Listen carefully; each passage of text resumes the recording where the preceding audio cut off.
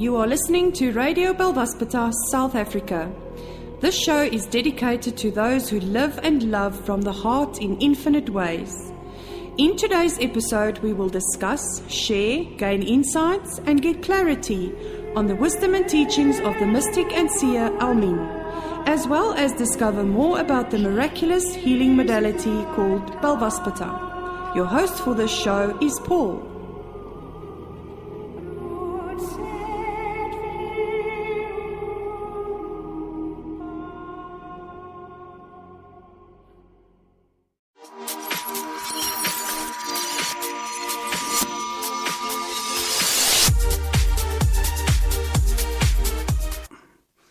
Good evening, everyone. I'm Paul, your host for this edition of Radio Belvaspata, South Africa, broadcasting live out of the east of Johannesburg in South Africa, worldwide, international and global. It's very exciting to see everything that is developing, the comments and emails that we are getting from many people who are listening to our show.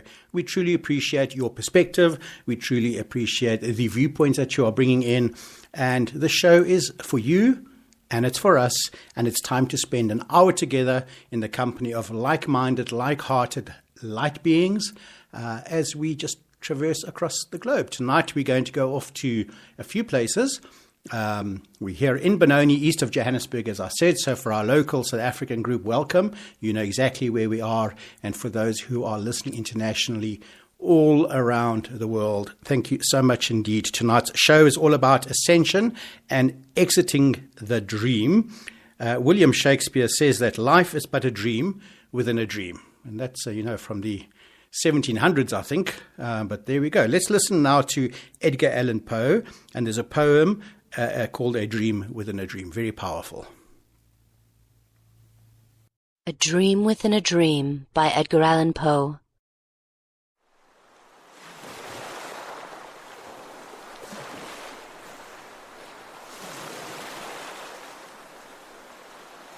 Take this kiss upon the brow, and in parting from you now, thus much let me avow. You are not wrong who deem that my days have been a dream. Yet if hope has flown away in a night or in a day, in a vision or in none, is it therefore the less gone? All that we see or seem is but a dream within a dream. I stand amid the roar of a surf-tormented shore, and I hold within my hand grains of the golden sand. How few, yet how they creep through my fingers to the deep, while I weep, while I weep. O God, can I not grasp them with a tighter clasp? O God, can I not save one from the pitiless wave? Is all that we see or seem but a dream within a dream?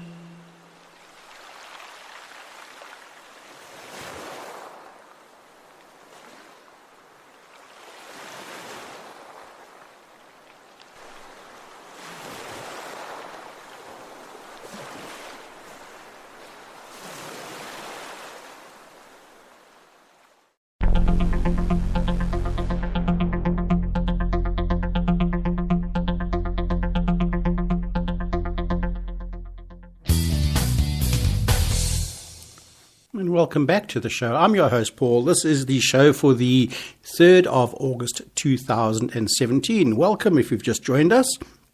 Today we're talking all about living in a dream, within a dream. We're talking about the Ascension. We're talking about how we exit the dream. We were just listening to a poem there by Edgar Allan Poe called A Dream Within a Dream.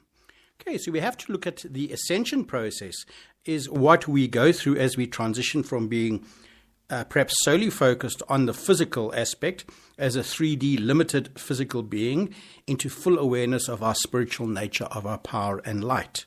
And as we progress through these levels of ascension, we begin to reconnect with our open hearts, we gain a greater sense of purpose and awakening, and we merge with our higher selves. This stepping back into complete oneness and connection with divine source light is truly beautiful.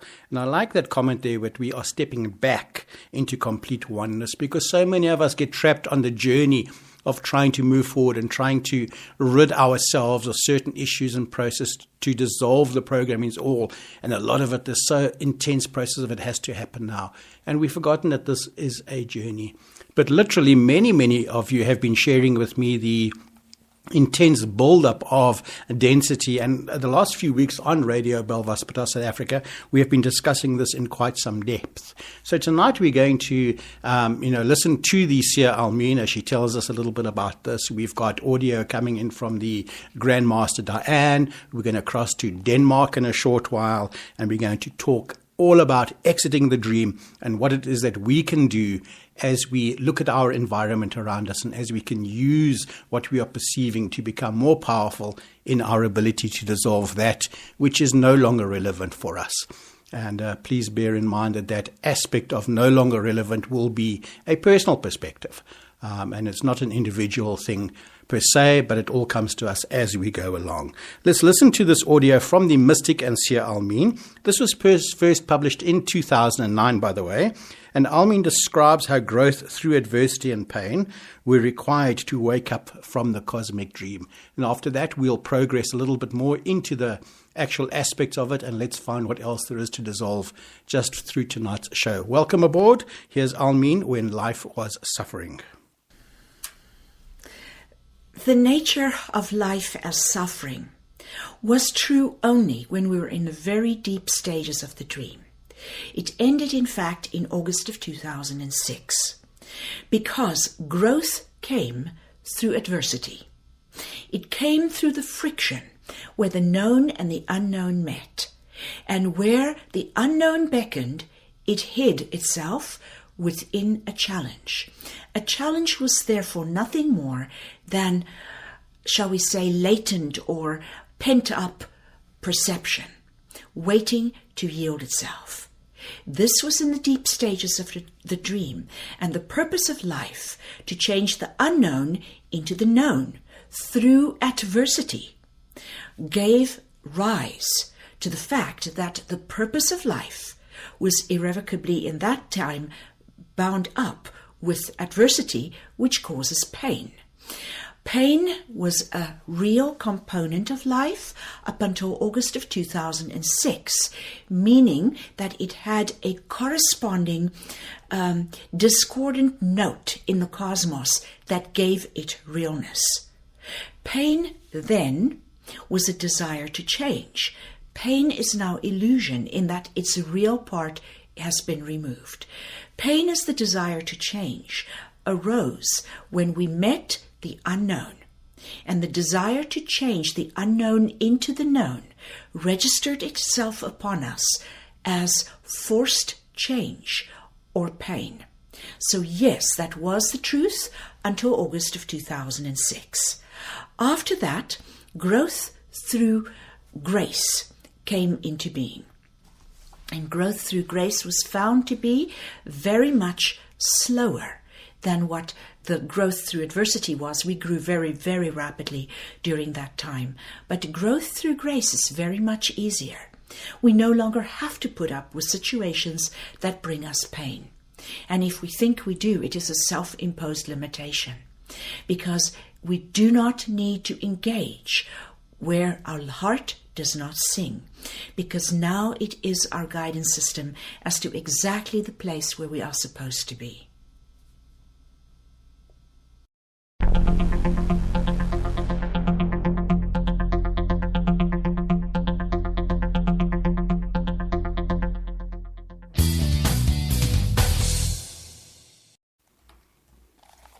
And welcome back to the show for the 3rd of August 2017. We are discussing all the aspects of Ascension. We're talking about exiting the dream. We're talking about our environment, that what we see around us, and we are literally just taking it through the hour with you together. Thank you very much for joining us. Let's look at some of the aspects that you and I may remember, may be experiencing.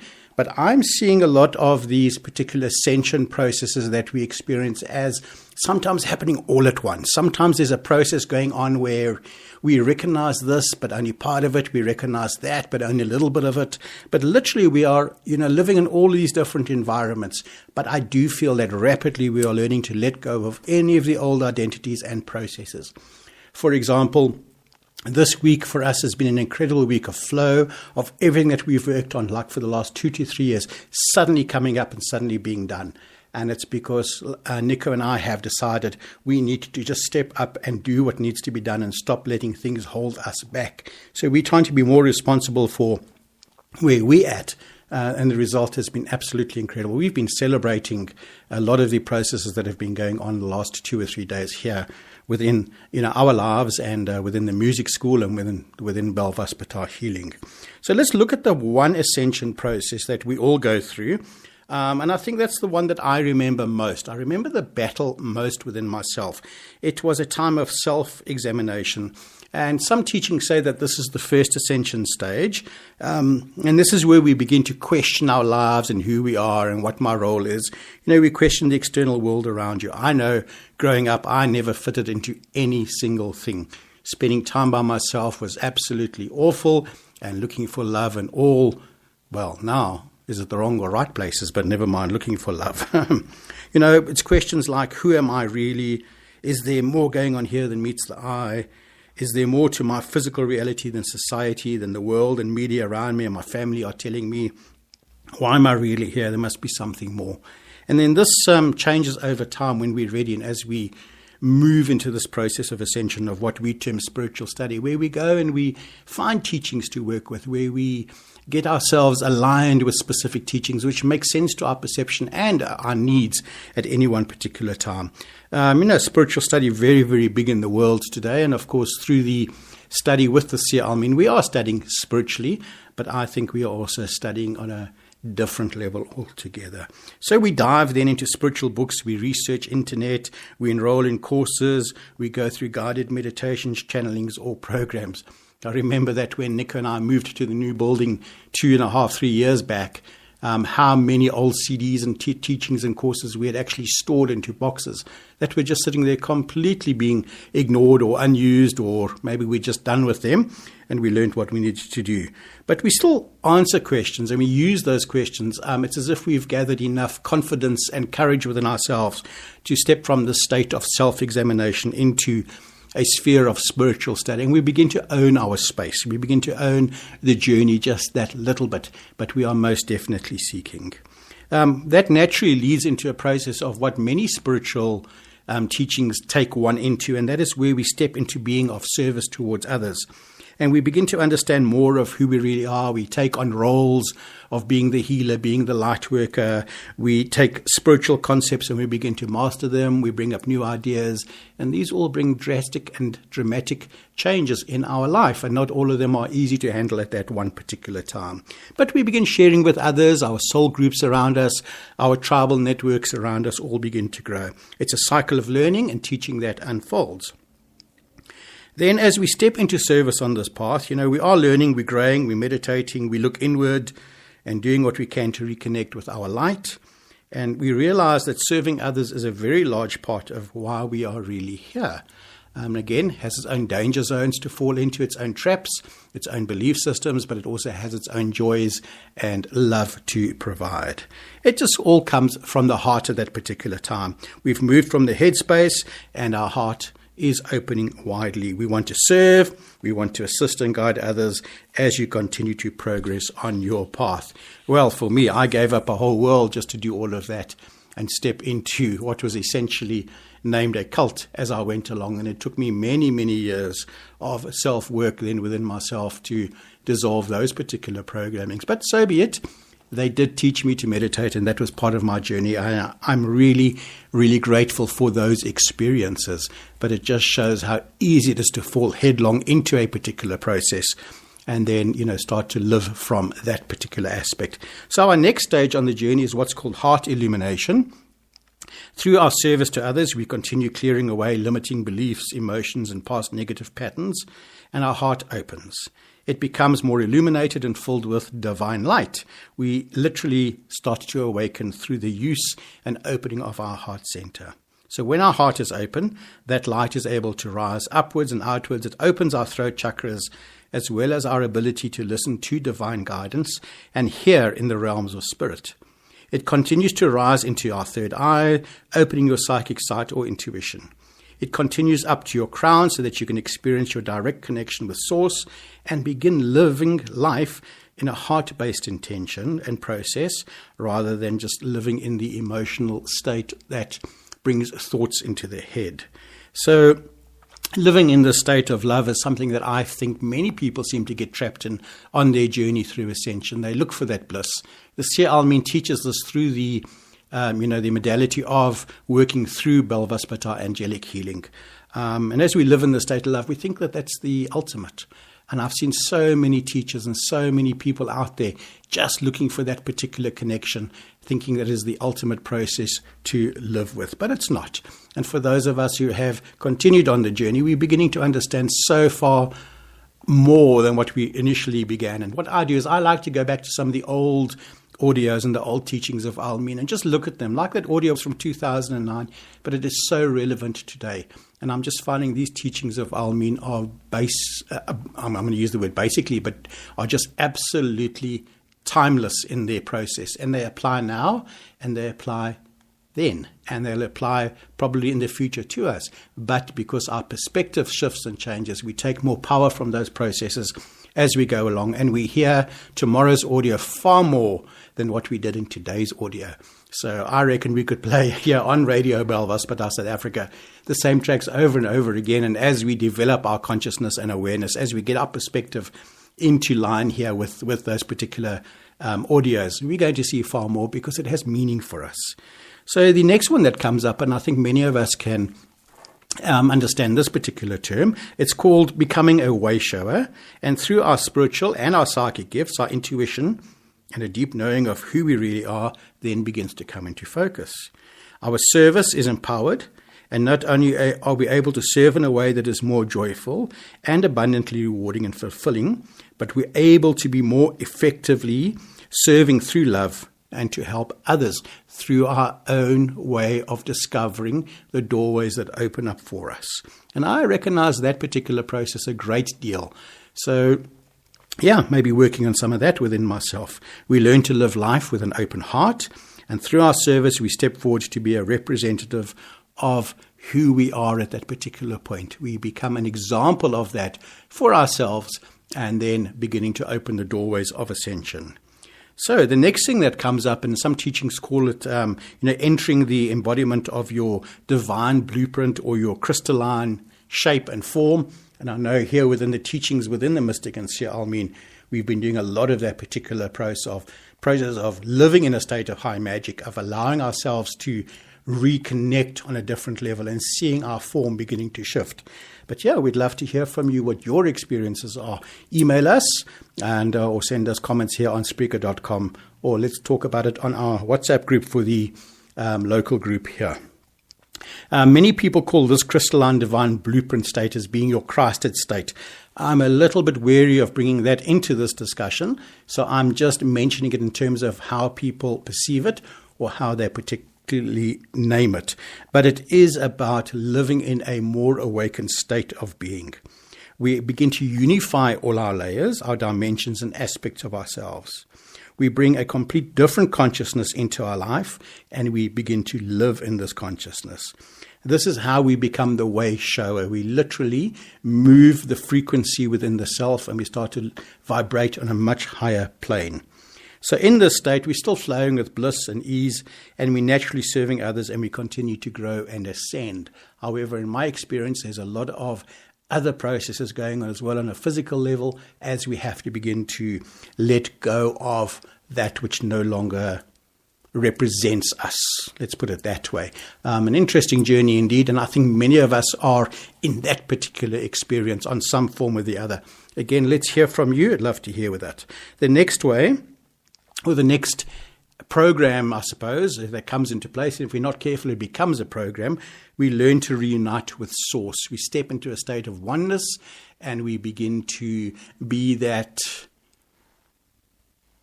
perception, that perspective, that Source can then work through us. It can flow through us. It's a multidimensional manifestation. We are able to be in different realities all at once. And I find so many of these things happening for me lately is that, I could be going through an experience where I'm absolutely exhausted, but at the same time, there's a creative flow going. And, you've got to really learn how to balance all these out. So we're going to listen to an audio in a little while as the Seer Almin tells us about living in dynamic balance and how important that is, and not to just rush down this path as if anything is the truth or anything is wrong, but just simply allowing ourselves to open to it. Literally, in this state of reuniting with Source, we are embodying the divine in a physical form within ourselves by connecting multidimensionally. We're returning to, shall we say, the pure source light that, we all are. After this, the next stage is outside of physical expression. And I think many of us are really in that state as well at this moment of really just manifesting deeply into different forms, different processes. I'm not talking shape-shifting here. I'm simply talking about opening up to the flow of different multidimensional realities. And then we begin to dissolve the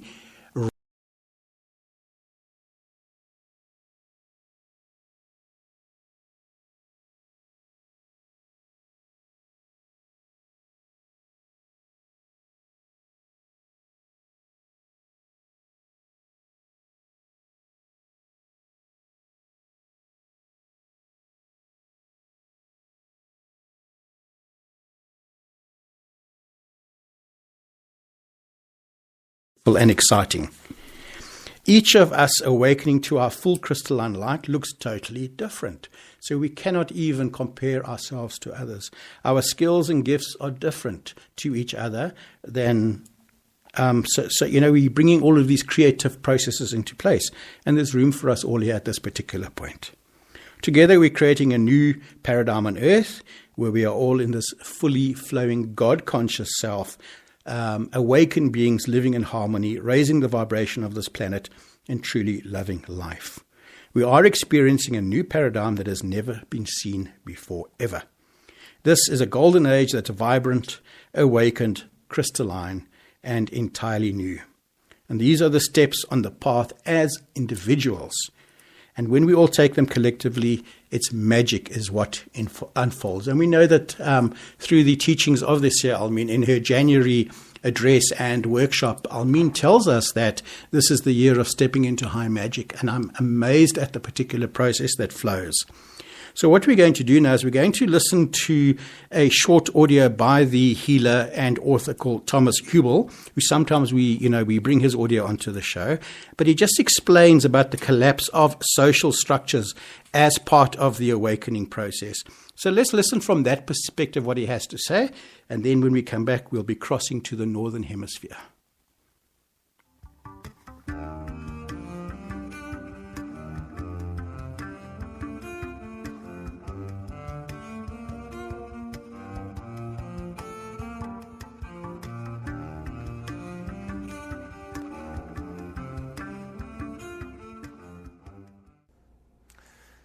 When we look in society, as we look in every individual, because of the fact that there is an evolutionary drive. So when you are in a river and you're swimming, so you don't feel the water so much because you're in it. You're swimming with the speed of the water. You just feel it as wet, but it doesn't create a lot of pressure on you. But if you would swim to the shore of the river and you would grab a lot of branches and you would not like to move with the river, so the water will create a stronger and stronger pressure on you because you are stopping the movement, so it creates a pressure. Many people wake up to a certain extent because of crisis in their life. A crisis means that I don't develop voluntarily, I don't continue the movement of life voluntarily. So, for example, if someone has a job, and one day you wake up and you feel it's done. This job is not anymore for me, I need to quit. But then the mind kicks in and says, oh, it's safe, and I need to have the money, and will I find another job? And that. So the mind might jump on you, on your authentic impulse to quit your job. Every day from this day on, you will feel a stronger pressure. It's a pressure in my body, in my emotions, in my thoughts. People can get very frustrated when their evolution moves on, but they don't move on. So it creates a pressure, an evolutionary pressure. And what we see in society today is that many people hold on to the habits of what they know, and then it creates also society structures that are holding on to what we know, for example, an economical system that is not anymore fitting to the needs that we have as a global community. So when this global community needs to evolve, but many people try to keep safe, then it creates more pressure, until we actually have a crisis that can have two outcomes. One is that enough people see the cracks in society as creative openings where the light comes in and become creative in creating new structures that are much more functional. And then you channel the evolutionary pressure into creativity. So you participate and create something new, because the universe creates through you something new. Or you stay in this kind of more contracted level, and you actually will perceive much more suffering because of staying attached to this. And most probably, if too many people will not become more creative and more awake, then it will end in a disaster.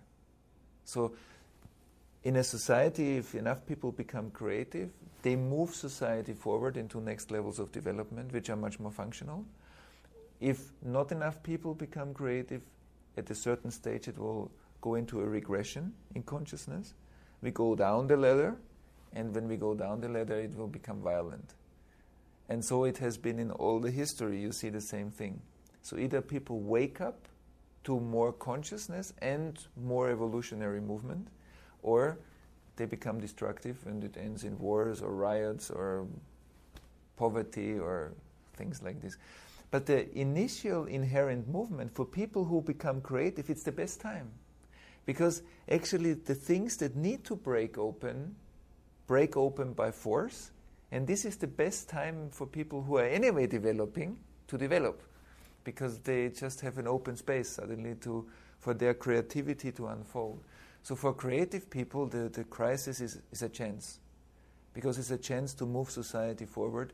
And from, for example, national identities, we need to inhabit much more a global consciousness that will solve questions like climate crisis, resource crisis, overpopulation, if there is one. So there are many global questions that can be solved only from the next level of development, because in the next level of development we are much more intelligent than when we are too separate and too asleep. Separateness causes intelligence to go down. More transcendence and collective awareness will cause us to be more intelligent and answer the questions that we need to answer.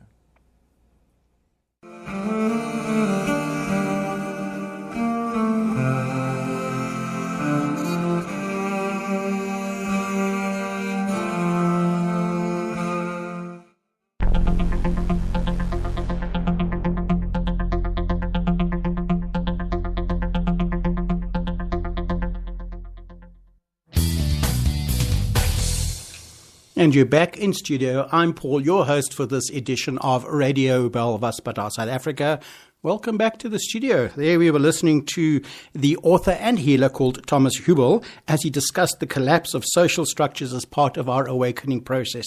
I think he kind of nailed a lot of the feelings that many people are experiencing about creating transformation and bringing, change into their life. And really the process for me very often is about watching and being aware of having to live in one's creativity. Otherwise, one can never truly reach that state of passion and enthusiasm when you are, living in a mediocrity of process. Right, we have now got Malui Wittersrose on the line from Denmark. I just love technology. It's absolutely incredible that we're able to communicate between the different hemispheres. Malui is a cosmic clairvoyant. She's a Bel Vaspatar Grandmaster Healer. She's an alchemist and a spiritual teacher. She helps starseeds, lightworkers, and other conscious-hearted people to regain their divine power, to activate their inherent potential, and to develop their multi-dimensional abilities and raise awareness so that they can live in harmony with their heart and soul in the human life they are on earth for, to unfold in. If you've always felt different and that you're in the world but not of the world, and that you yearn for the stars and you feel that something's missing, she knows how it all feels. Many of us here are here to help humanity in the ascension process of the earth, but it requires us to understand what is happening and to develop continuously.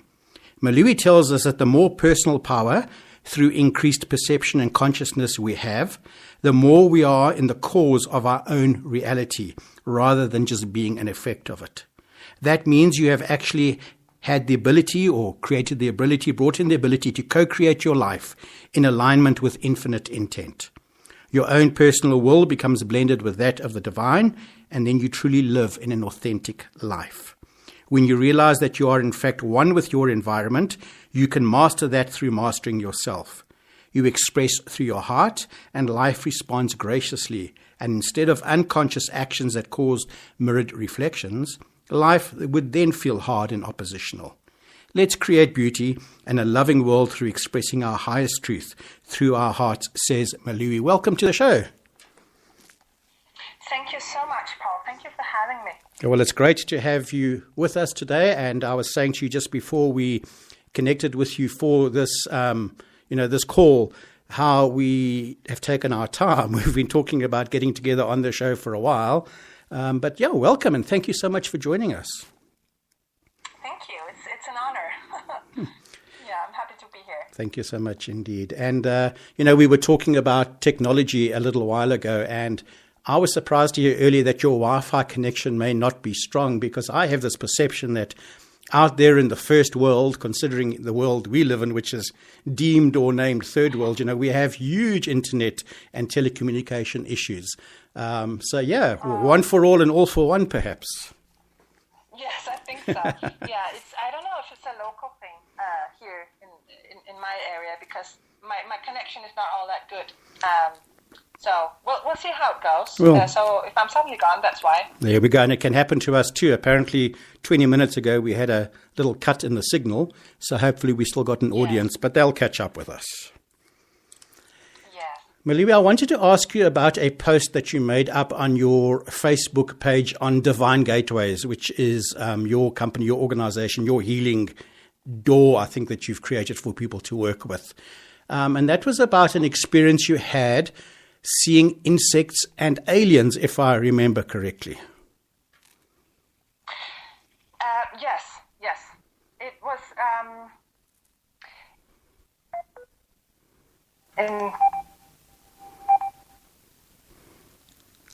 Hello? Hello, can you hear me? Yes, we can hear you now, thank you. Okay. So it's about 1.5 months ago. It's right before I was going on a summer holiday, in fact, to Spain with my children. Mm-hmm. And I was sitting one evening here in my house, and then all of a sudden I just felt this urge or desire to sit down and do some writing. I felt very, very inspired. And so I was sitting down with a notepad and I was ready to write. And it's not channeled as such, that's not what I call it, but sure. It's sort of inspired writing. And so I'm starting to write, and then all of a sudden I just want to open my mouth and say something.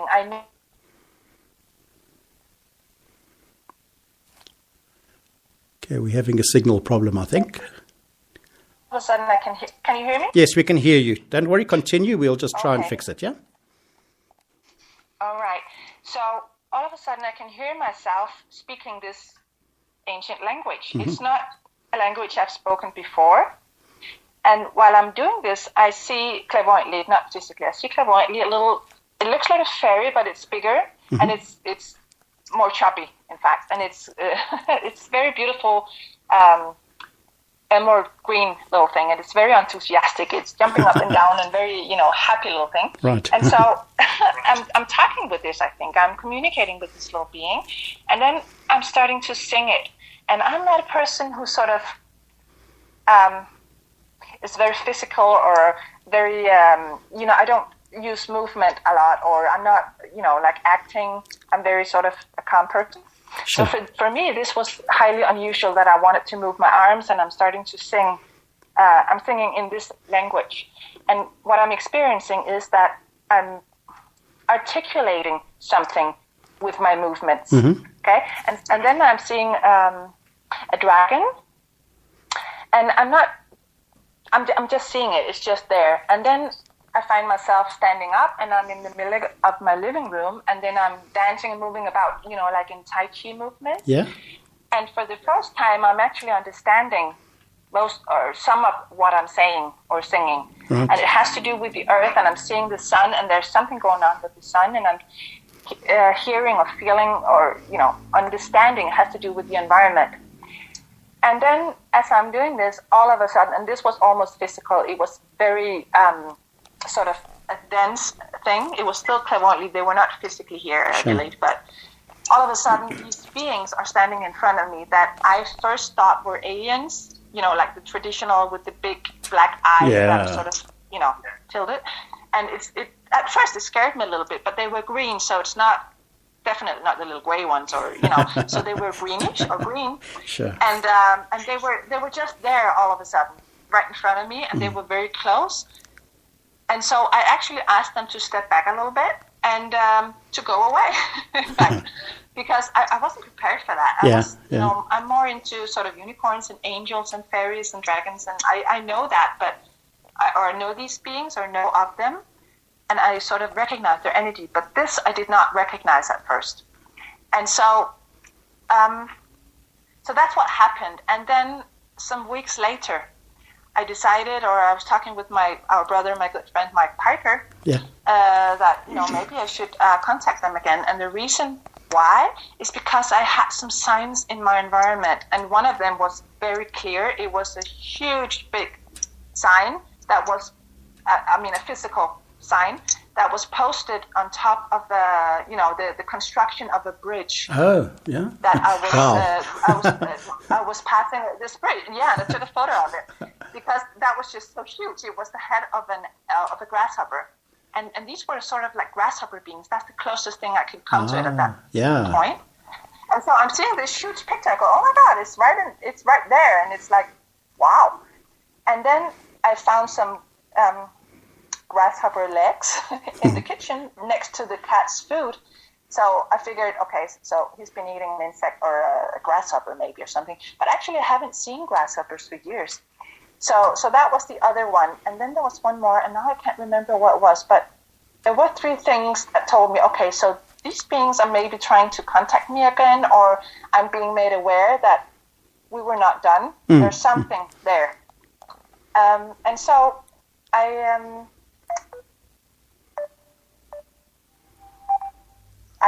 went in sort of like an alter state. Sure. And I connected with them again, or asked them to come. And they did, right away.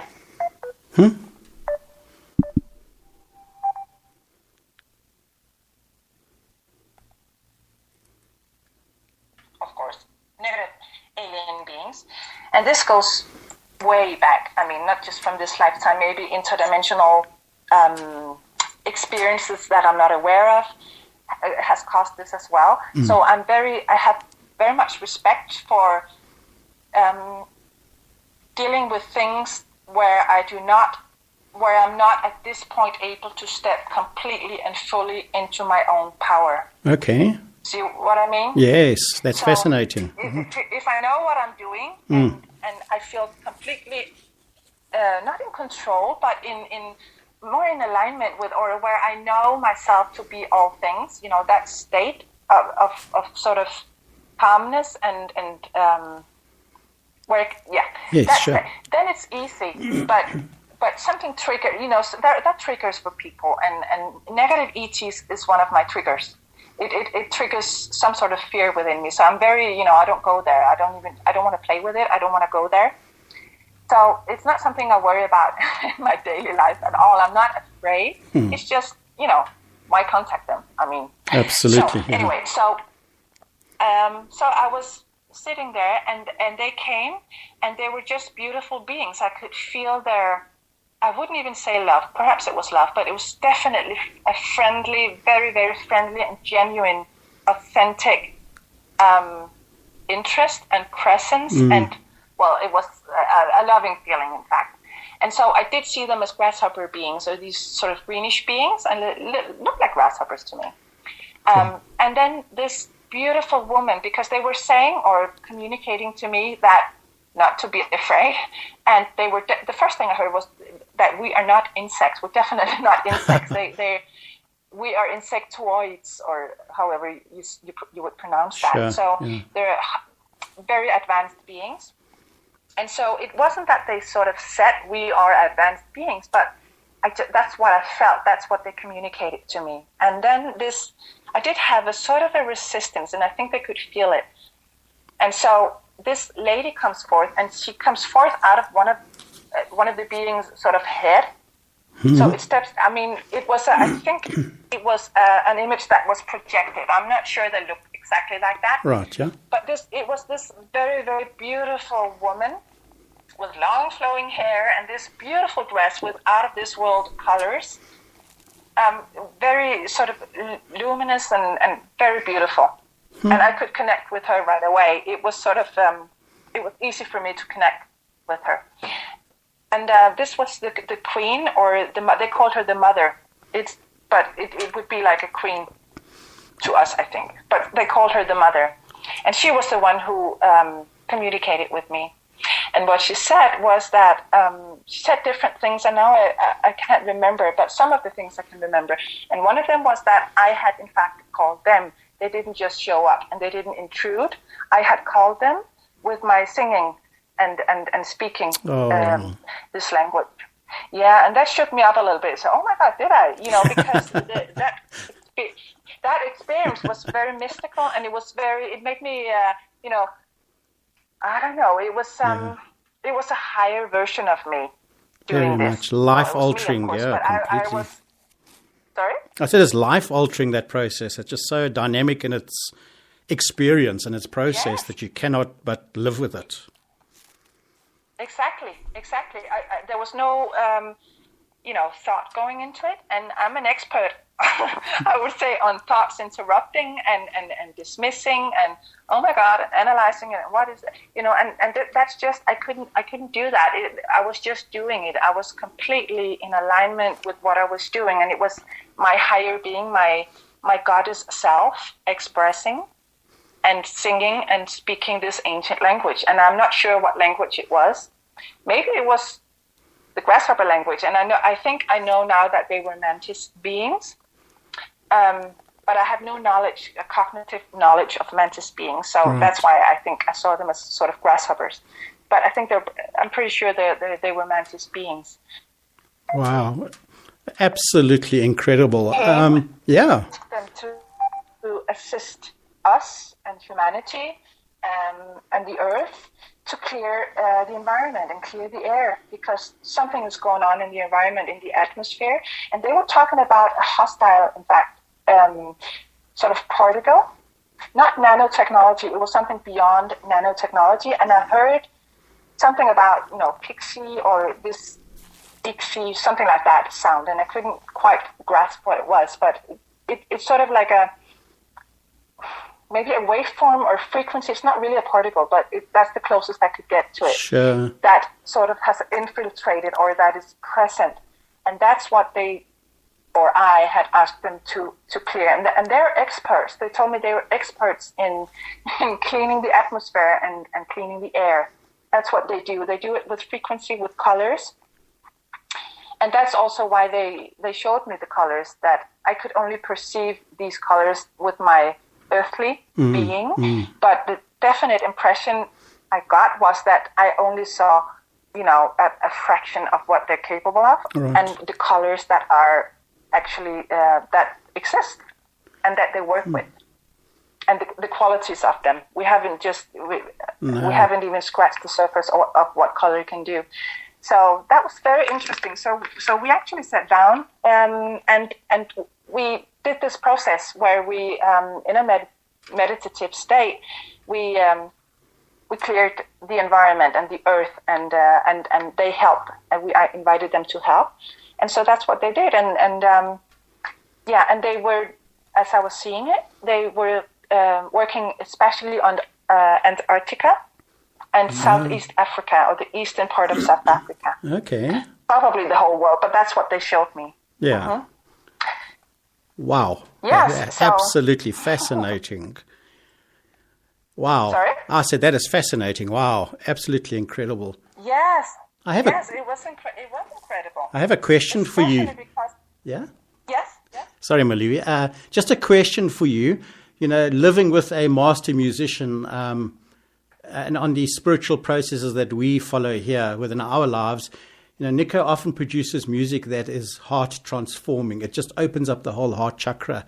And I'm thinking that language that you were singing could perhaps have been creating different frequencies that are not yet apparent on the earth realm or the earth plane. And colors and frequency are very much, one. As we create a higher frequency, so the color has to shift. What do you think? That sounds very plausible.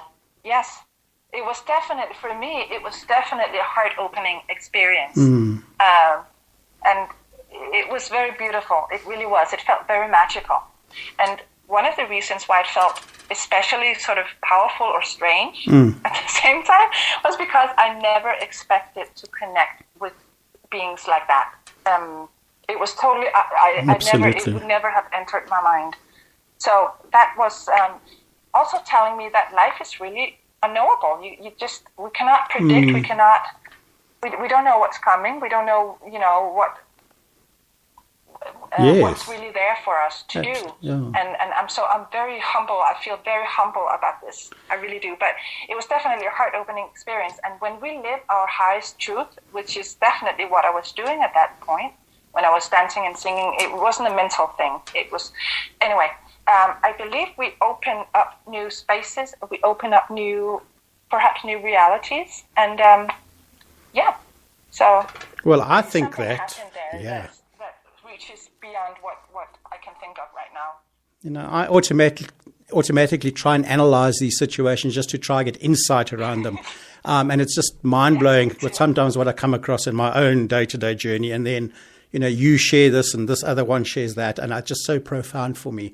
And I'm thinking that, grasshoppers represent and locusts represent animals that migrate, or beings that migrate, or a shift in patterns, because they just form their own patterns as they migrate.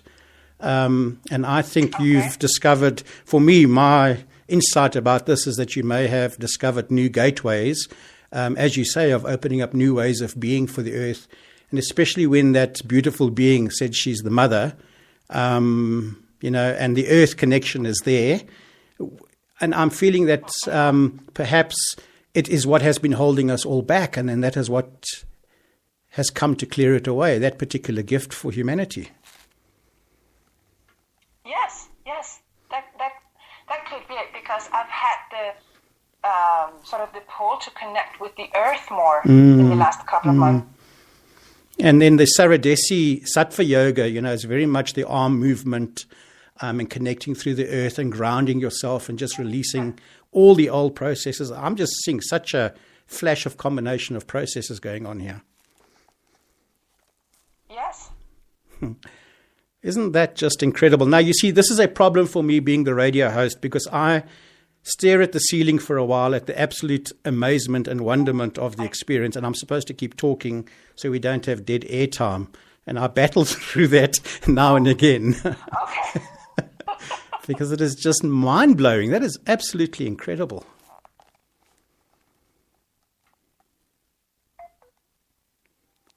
Oops. No problem. I think we're having a little signal problem now and again, but that doesn't matter. We are getting the story through this evening. Hello? All right. I'm going to say goodbye to Malui now, and we are having a bad signal connection. If you can hear me. Yes, Malui, thank you. You're back. We were just saying we had a bad connection, but there you go. Are you back? Okay. I think this is just a sign that it's not completely manifested as yet, and we've still got work to do in order to get the connections clear for humanity.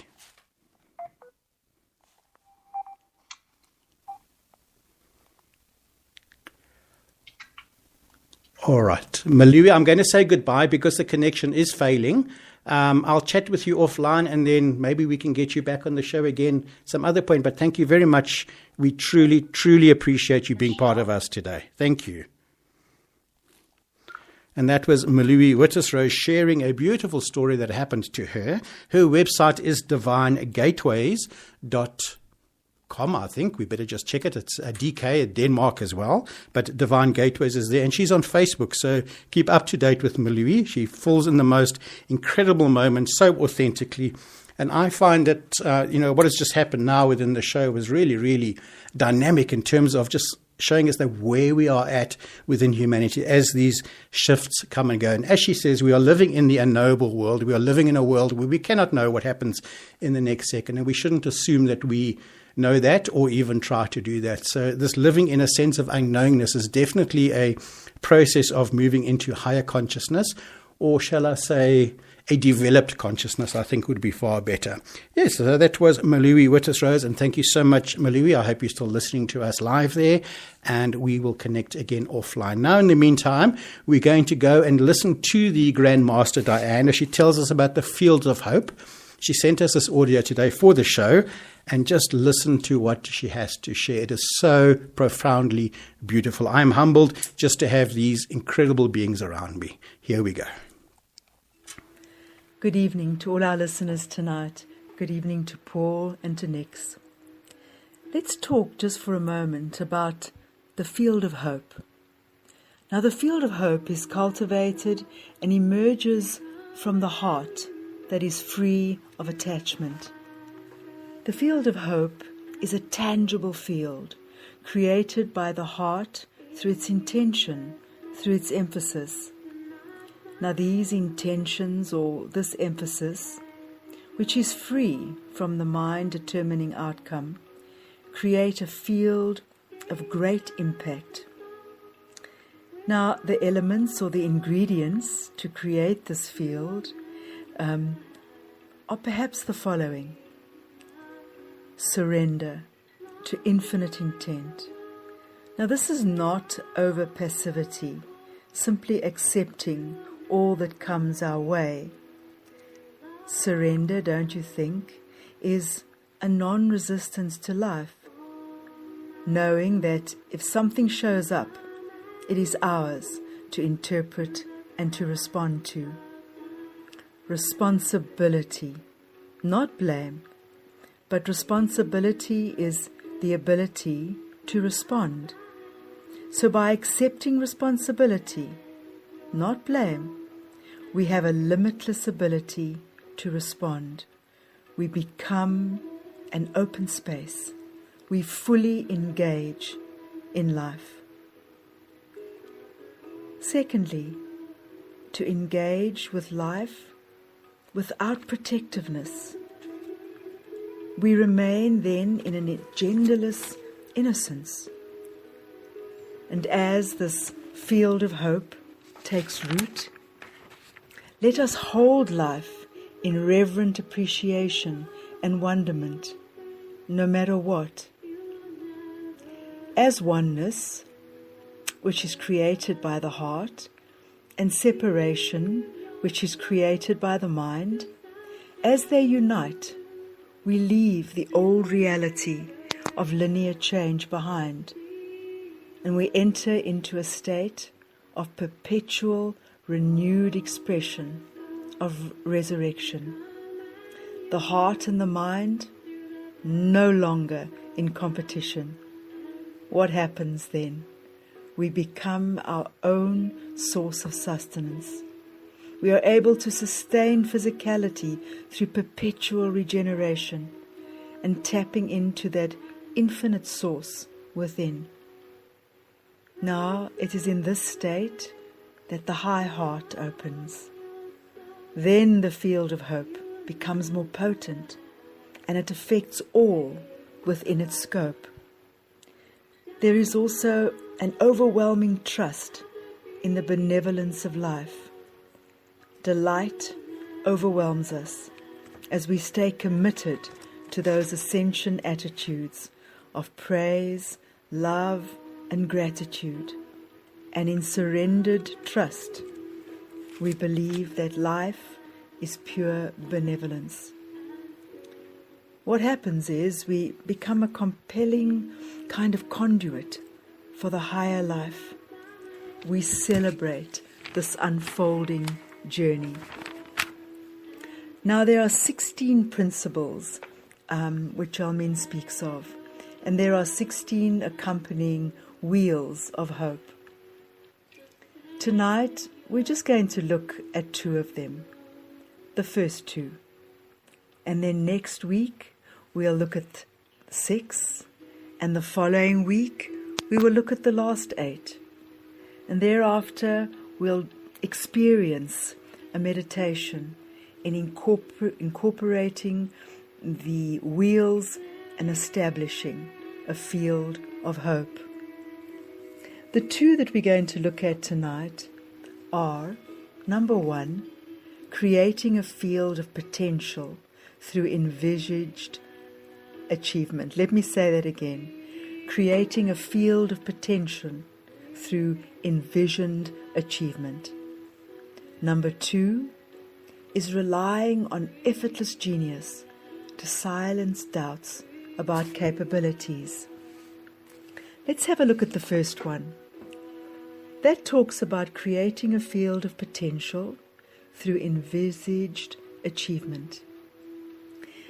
Through visioning potential that brings joy and inspiration, we move away from being bound emotionally and mentally by life's conditions, by conditioning, by circumstances. And what happens is we become the cause of fluid circumstance. Let us allow ourselves to dream, not obsess, and then life can reveal ever greater potential to us. Through inner dreaming, we discover our inner vastness, and then we transcend what has been until now. We open the sluice gates to true abundance. Let us, in the meanwhile, also release the need to prove ourselves through our achievements, as this engages that small self that is not real. The second field of hope principle is relying on effortless genius to silence doubts about capabilities. How often do those doubts they creep in, they disable us, they disarm us, and we become numb and we become struck by inertia. But if we meet life in the unfolding moment, this moment which is inevitable, this moment which cannot change, by accepting that this moment is what it is, well, we can then let our stories go. We can allow those perceived wounds go. We can let go of the tyrants that determine and control our capabilities. And this can only happen by being new in each moment. And if each moment is new, then each moment is full. It is ripe with everything that we need. Doubt, is banished. Doubt which destroys hopeful visions. Doubt which can have a stranglehold on us. Doubt is patted on the head like a little pet, and it finds its place just next to us, just behind us, and eventually disintegrates through lack of use. What happens is all that second guessing goes, and it is replaced by immediate insight.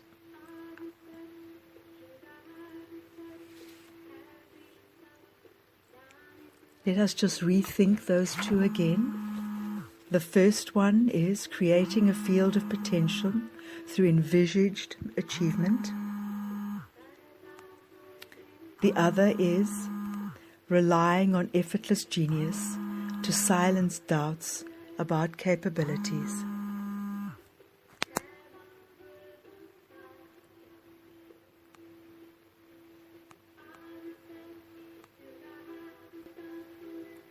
Let us think on that tonight as we close our eyes, and we will continue with this discussion next week.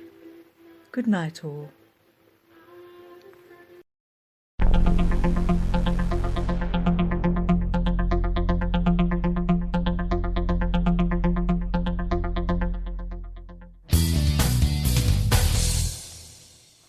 And you're back in studio. I'm your host, Paul, on this radio show, Belvaspatar, South Africa, 3rd of August 2017. There we had audio from the Grandmaster and most beautiful artist, Diane, part of our team here at Team Belvaspatar, South Africa, and just absolute love pouring out of her. Diane, thank you so much for doing all of that.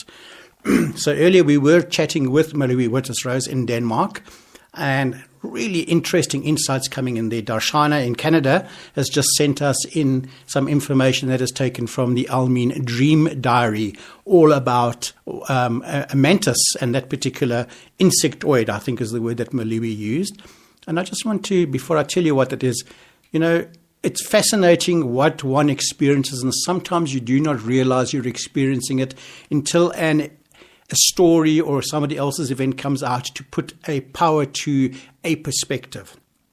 And Nico and I, being involved in the industries that we are in and watching it go on, have been incredibly, shall we say, had to bite on our teeth and bear a lot of the issues that are going on around us as people work through their own things. But the hypocrisy that we are seeing, and we've had discussions and we're saying, we actually don't want those hypocritical people around us anymore that are saying one thing and yet behind your back doing another thing, and just cannot seem to lift themselves up to a process where there's, well, what we would say is authenticity. But of course, for anyone, we're all living our own authentic lives and what we believe is authentic.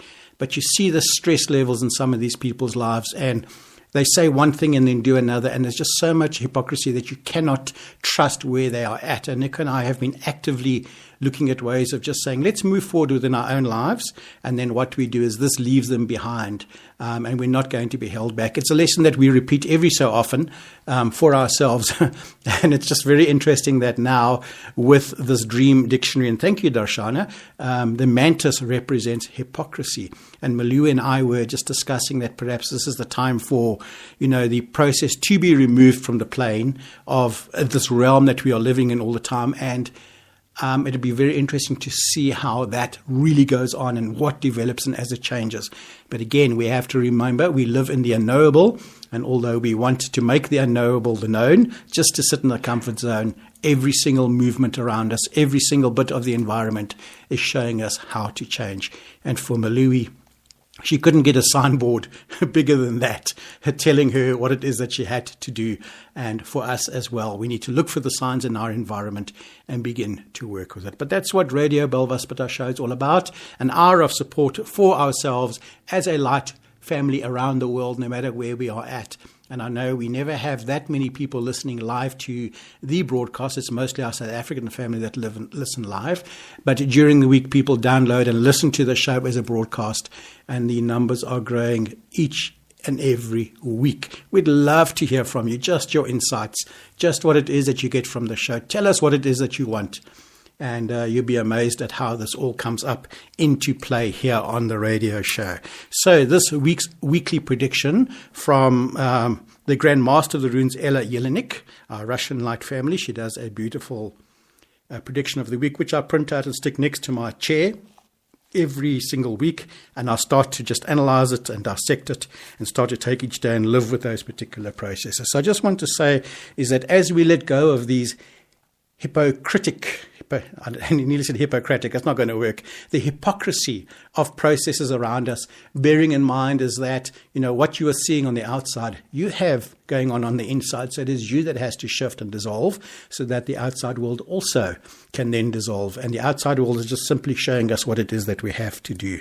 But this particular weekly prediction has sat in my heart all week as I watch things opening and changing and altering as Nico and I step into the new dynamic and things starting to open for us. And it's just beautiful to watch it. So let's look at the last parts of the last few paragraphs of the weekly prediction for this week.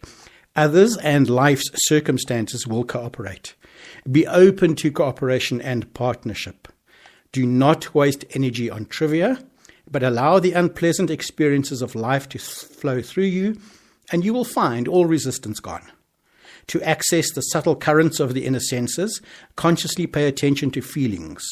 Relinquish past expectations and the ghosts of the past. Fully live the present moment.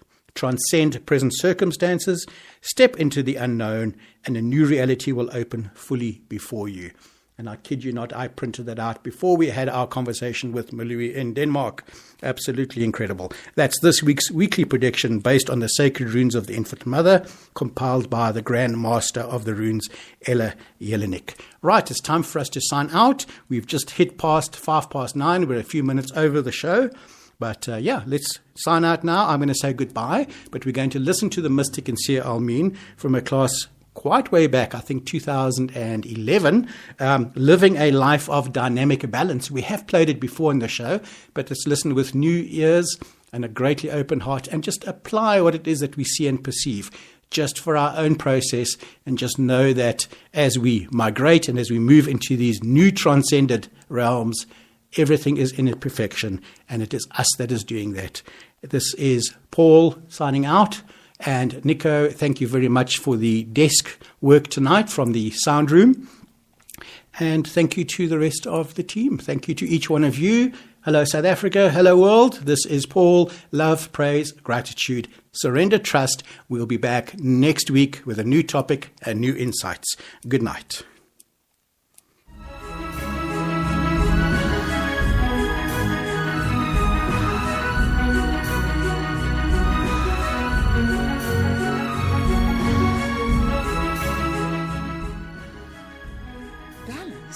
Is not what most people think it is. Most people think that it is perfect equilibrium, and that to live a balanced life means that nothing disturbs our equilibrium. But that is not balance. That is in fact stasis.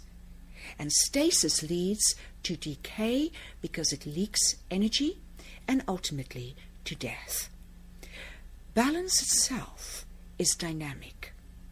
One part of it is receptive and stationary, but the other part of it is movement. Let's analyze what living a balanced life really means. When we live in balance, there is a pulsation that happens between that which is proactive and masculine and that which is receptive and feminine. Let's take, for instance, passion and joy. Passion is the desire to know. It seeks the what's next across the horizon. But joy is the desire to just be. Some call it the desire to live. It is the quiet moments in front of a fireplace. It is the stillness after a snowfall in the forest. That is joy. If you overpolarize into joy, you underachieve, not a life of balance.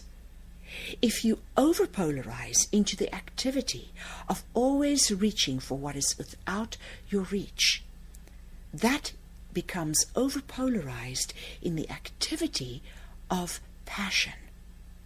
And one ends up not knowing the one big choice in life. What is life enhancing and what is not? In searching for something new to know, to understand, to conquer, passion must return to its joy in balance, so that the joy can tell it what is life enhancing? What increases the desire to live? It's the guidance system. So in other words, a life of balance goes without and then returns within, coming home to the self as its guidance system. This creates a life that is lived, which is called by the Toltec mysticisms a path with heart. When we live a path with heart, combining it with the activity that it prompts, we are living a life of balance. There is, however, another factor when we are living in balance, and that is balancing in expression the inner subpersonalities. Within each of us, there's an inner nurturer. There's an inner child. There's an inner wise person called by some the inner sage. There's the inner warrior that defends our boundaries. One of the reasons for the success of the societies of Native American indigenous peoples is that model of the subpersonalities was what they based their society on.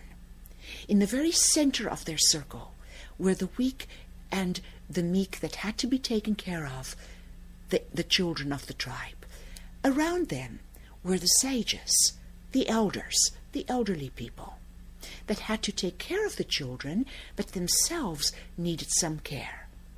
Around them were the nurturers, and the nurturers had to take care of the elderly within and the very inner circle, which was the children.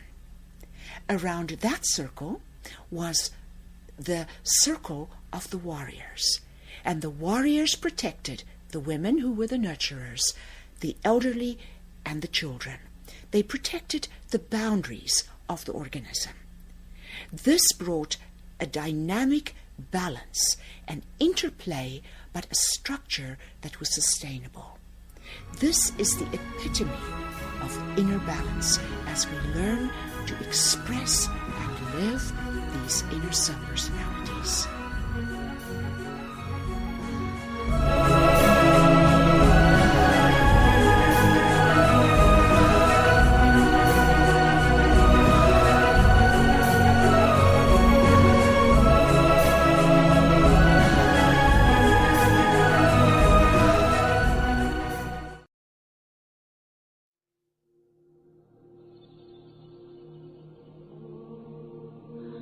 You've been listening to Radio Balbaspata, South Africa. Thank you for listening and sharing in our discussion. Should you have any questions with regards to the healing modality of Balbaspata or have any healing needs, please send us an email to info@balbaspata.co.za or add comments to our page on Spreaker.com so we can work on providing a suitable response. We now close this episode with the eternal ascension qualities of love, praise, gratitude and trust, and look forward to sharing again with you next week. Goodbye.